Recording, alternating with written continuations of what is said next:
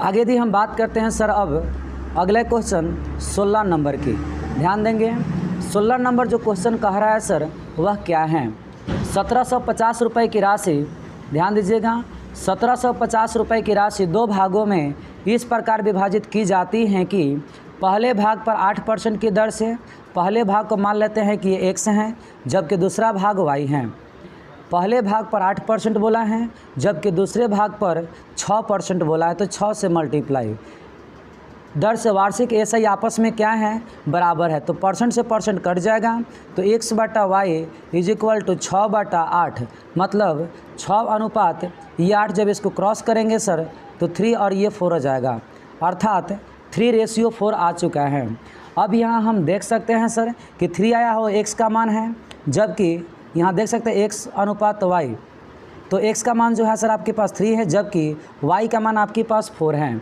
आगे यदि हम बात करते हैं तो ध्यान दीजिएगा सर, तो यहाँ per unit 3 is equal to 750 जबकि 4 इज इक्वल टू आप देख सकते हैं कि 1000।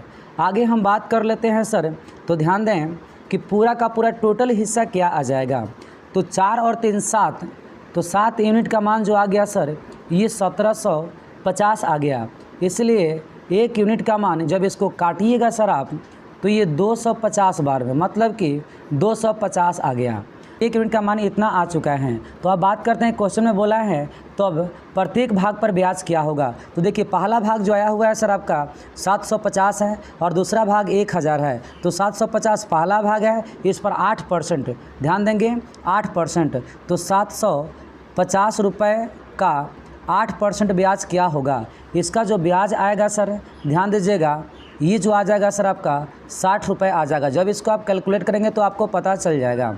जबकि आगे हम बात कर लेते हैं सर, दूसरा भाग आपका 1000 है, तो 1000 पर हम बात कर लेते हैं सर कि यह जो था 6% था, तो 6% इसे ये काट दीजिएगा तो ये भी आपका 60 रुपये आ जाएगा। अब आप देख सकते हैं कि दोनों पर ब्याज जो है आपस में ये बराबर आ गया और यही आपका जो होगा सही आंसर होगा।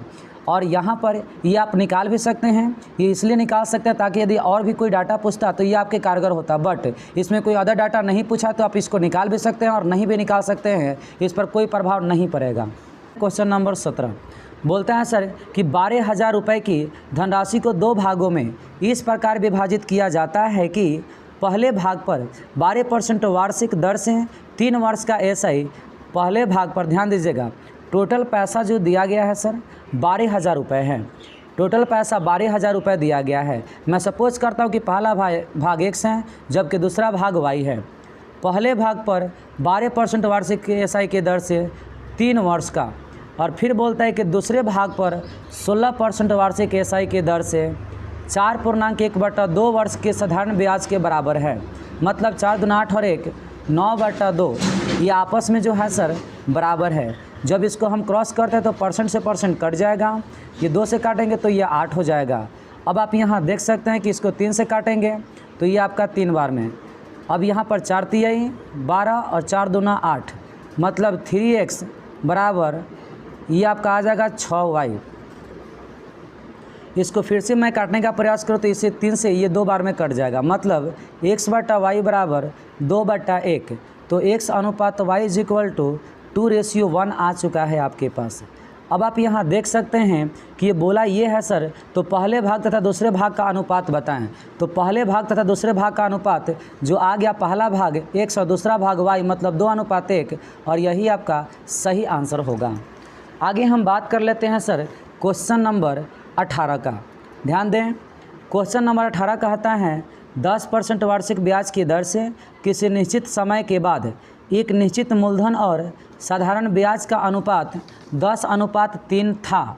निवेश किए गए धन की अवधि कितने वर्ष थी। ध्यान दीजिएगा जो निवेश किया गया है तो सबसे पहले मूलधन और एसआई, मूलधन और एसआई का रेशियो 10:3 था, तो ध्यान दीजिएगा 10:3 था।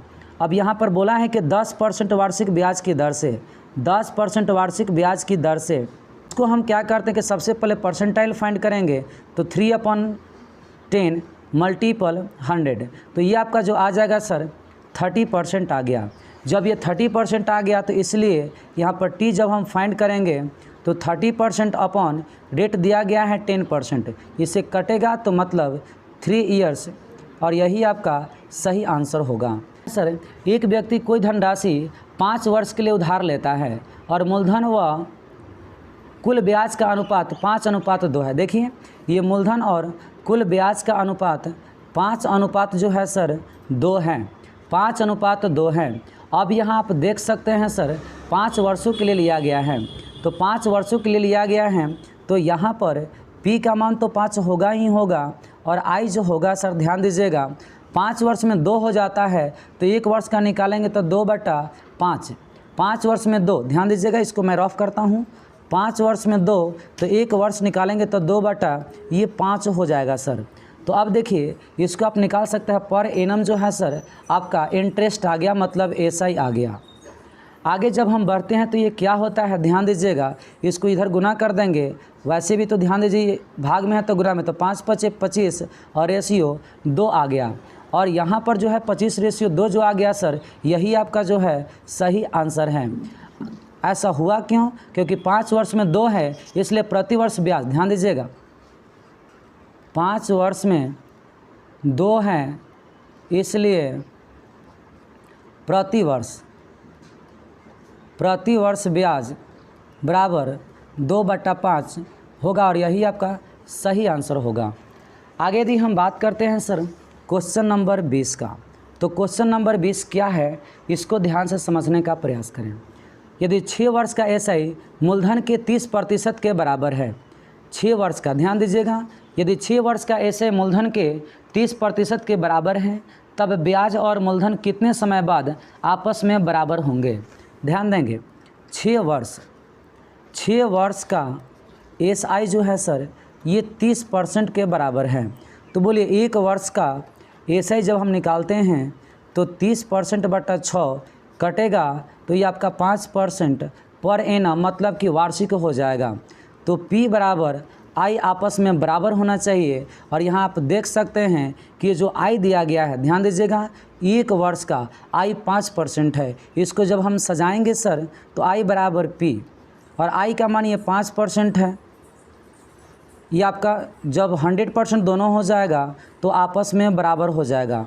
अब यहाँ जो आया हुआ डाटा है सर आपका, ये 5% SI है, 5% SI है, और यहाँ पे तो इसमें जब हम 20 से मल्टीप्लाई करेंगे सर आपका, ध्यान दीजिएगा, जब इसमें हम 20 से मल्टीप्लाई करेंगे तो ये 20×5 हो जाएगा 100, अर्थात ये जो समय होगा वह बात को समझने का प्रयास करें।